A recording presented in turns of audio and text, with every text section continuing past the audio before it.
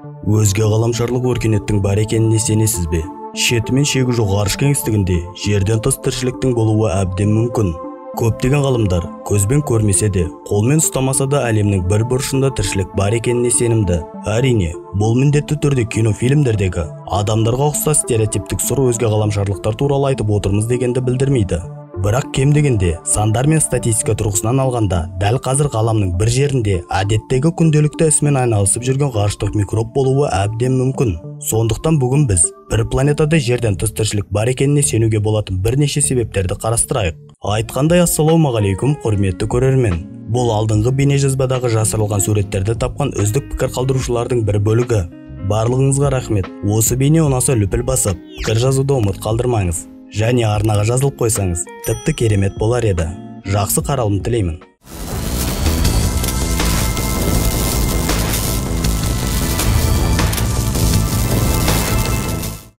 Ғалам суперновалар арқылы жаңарады. Ғалымдардың айтуынша, егер адам денесін атомдарға адыратсаңыз, оның молекулаларының 97% ғаламдағы галактикалар сияқты элементтерден тұрады екен. Басқаша айтқанда, қаншалықты қатты естілсе де, бәріміз жұлдыздардың шаңынан жасалғанбыз. Яғни топырақтан десек те қателеспейміз. Біздің әлемде алапат жұлдыздардың жарылысының салдарынан жаңа күн жүйелері пайда болып, жаңарып отырады. Ғалымдардың пайымдауынша, жаңа жұлдыздарды қалыптастыру үшін пайдаланылған газ бен шаң бұлттарында тіршіліктің құрылыс блоктары деп аталатын органикалық молекулалар бар. Ал бұл молекулалар кометалар мен астероидтар арқылы ғаламның бір бұрышынан екінші бұрышына тасымалданады. Ақырында олар жұлдыздардың айналасында пайда болатын планеталар мен олардың серіктеріне түседі. Енді қазір осыны сіздерге сценарийсіз қарапайым тілмен түсіндіріп көрейінші. Теория бойынша бір кезде алапат жарылыс болған. Сол жарылыста өмірлік молекулалар ыдыраған. Ал жаңалдегі сол өмірлік молекулалар комета мен астероидтармен бірге бүкіл ғаламға шашырайды. Сөйтеді, мысалға бір комета келеді, бір планетаға құлайды. Ал сол планета молекуланың дамуына, тіршілігіне қолайлы болатын болса, ол әрі қарай дамып, біздің жер пайда болады да, былайша айтқанда. Енді оңай тілмен түсіндіруге тырыстым, сізге түсінікті болды деп ойлаймын. Ал енді ғалымдар өмірдің осы құрылыс блоктарын қамтитын кометалар арқасында жердегі тіршіліктің пайда болу теориясымен жалпы келісетініне қарамастан, олар бұл процесс қай жерде және ең бастысы қашан пайда болғанын білмейді. Ал осы тұста жауап таба алмаған ғалымдардың бір бөлігі дінге бет бұрады. Бұл сұрақтардың дұрыс жауаптары Атакама үлкен миллиметрлік толқында антеннасы пайдаланып жиналған деректерде болуы мүмкін. Немесе әлемдегі радиотелескоптардың ең қуатты желісі Алма кешенінде. Шындығында, Алма жерден 400 жарық жылы қашықтықта орналасқан Афикус шоқжұлдызындағы жас жұлдыздарды қоршап тұрған жұлдызаралық газдан тіршіліктің химиялық белгілерін ашты.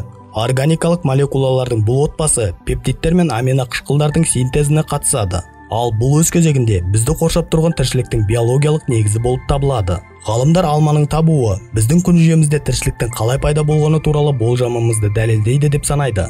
Егер бұл шынымен де солай болса, онда басқа жаңа жұлдыздардың пайда болуы ғаламның бір жерінде бірнеше рет басқа тіршілік формаларының пайда болуына әкелген болуы мүмкін. Жер бетіндегі тіршіліктің қарқынды дамуы. Салыстырмалы түрде айтсақ, жер бетіндегі тіршілік, әсіресе адамдар, планетада кеше ғана пайда болды.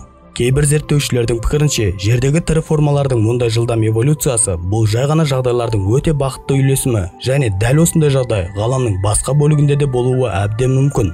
Басқаша айтқанда, біз ешқандай да ерекше емеспіз. Ал біздің қазіргі сыртқы түріміз планеталық эволюцияға қалыпты реакция. Кейбіреулер Марста да бұрын өмір болған деп есептейді. Себебі баяғыда Марста жеткілікті тығыз атмосфера және оның бетінде жердегі сияқты сұйық су болған. Осыған ұқсас пікір Венера планетасы жайлы да айтылған. Ғалымдардың айтуынша ол да бір кездері жерге ұқсаған. Бірақ кейбір ауқымды апатты оқиғалар оның бетіндегі температураны айтарлықтай арттырған және ақырында ғарыштық денені жансыз ғаламшарға айналдыратын күшті парниктік әсерді тудырды. Түрлердің алуан түрлілігі. Қазір ғылым негізінен бізге ұқсас тіршілік формаларын, немесе кем дегенде пайда болуы мен дамуы үшін жер бетінде болған бірдей жағдайлар мен элементтерді қажет ететін пішіндерді табуға бағытталған. Дегенмен, басқа планетадағы тіршілік формалары мүлдем басқа жағдайлармен ортада пайда болып, және мүлдем бөлек кейіпте болуы мүмкін. Олардың басқаша болғаны сонша, өмірдің бұл формалары шынымен де бізге жат болып көрінеді. Тағы да көптеген нұсқалар бар. Неліктен ғаламның бір жерінде тіршілік сұйық, немесе газ түрінде болуы мүмкін деп санамасқа? Себебі, басқа планеталардағы тіршілік басқа генетикалық кодқа ие, немесе мүлдем басқа химиялық элементтерге негізделген болуы мүмкін. Нәтижесінде ол адам тұрғысынан мүлдем төзгісіз ортада өмір сүруге қабілетті.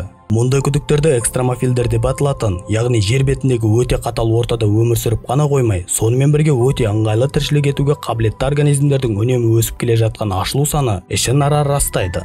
Ондай тіршіліктер мәңгі мұздада, жанартаудың ішінде де кездеседі. Ендеше неліктен мұндай организмдер, мысалы Марстың мұздатылған аймағында, немесе Венераның отты жерінде өмір сүре алады деп ойламасқа? Мүмкін біз өзге ғаламшарлықтарды таппауымыздың себебі олар жоқ болғандықтан емес, олардың қандай болатынын көзімізге елестете де алмайтындығымыздан шығар. Жерден тыс тіршілік біз үшін күтпеген пішінде болуы әбден мүмкін. Тіпті оның тірі екенін де түсіне алмаймыз. Су. Егер су тіршіліктің пайда болуының басты кілті болса, онда бізде жақсы жаңалық бар. Өйткені ғалымдардың пікірінше, су ғаламда жиі кездеседі. Дегенмен көбінесе ол қатты күйде, яғни мұз түрінде болады. Бірақ сұйық су кездесетін ғаламшарлар да аз емес. Біздің күн жүйемізде сұйық су, аспан денесін жауып тұрған үлкен мұз қыртысының астында болуы мүмкін планеталардың бірнеше серіктері бар. Біз Юпитер мен Сатурн газ алыптарының спутниктері туралы айтып отырмыз.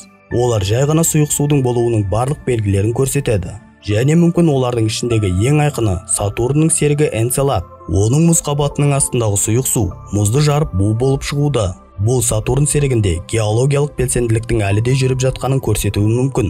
Бұл өз кезегінде тіршіліктің пайда болуына және дамуына ықпал етеді. Кім біледі, миллиондаған жылдардан кейін Энцеладта қарапайым тіршіліктер пайда болатын да шығар. Ал миллион, тіпті миллиард жылдар ғаламдық өлшемде бір сәт қана.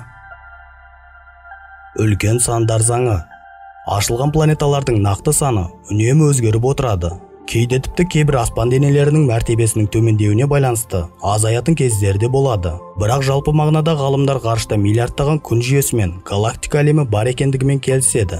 Ал егер біз ғаламды қандай да бір үлкен немесе тіпті шексіз кеңістік ретінде қарастыратын болсақ, онда математика тұрғысынан осы шексіз кеңістікте жер мен бірдей планеталардың болу ықтималдылығы өте жоғары. Әрине, бұл шексіз әлемде құнды нәрсені табу өте қиын.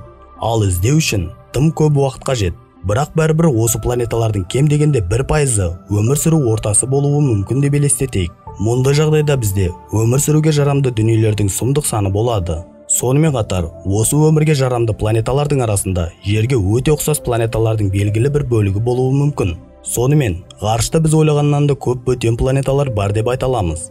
Бірақ ғылым нақты дәлелдер келтірмейінше, қоғам үшін мұндай пайымдаулардың бәрі әрқашан ойдан құрастырылған болып көрінеді. Адамдар үшін ғаламда жалғыз біз деп ойлау әлде қайда оңайырақ.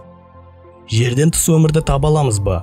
Және оның бар жоғы туралы не ойлайсыз? Сіз өз жауабыңызды астыда қалдыра аласыз. Негізі осындай ғылыми деректерді ешкім соңына дейін көре бермейді, өйткені көбісі түсінбей кетеді. Не болып кетті, миды ашып жіберді ғой, ё-моё дейді да барып, Free Fire'ға ма бір анайы бір нәрсеге кетіп қалады негізі. Егер араларыңызда дәл осы сәтке дейін соңына дейін түсініп қараған болсаңыздар, астыға жазып кетіңіздерші, мен қарадым, түсіндім деп. Ал егер түсінбеген болсаңыздар, сұрақтарыңызды қойсаңыздар болады, мен барынша жауап беруге тырысам. Ендеше сізге осы видео ұнаған болса және осы тектес бейнелердің көбірек болғанын қаласаңыз, біздің каналға жазылуды ұмытпаңыз.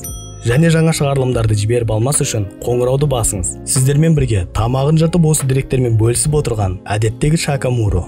Келесі қызықты бейне жазбада жолыққанша, қош сау болыңыздар.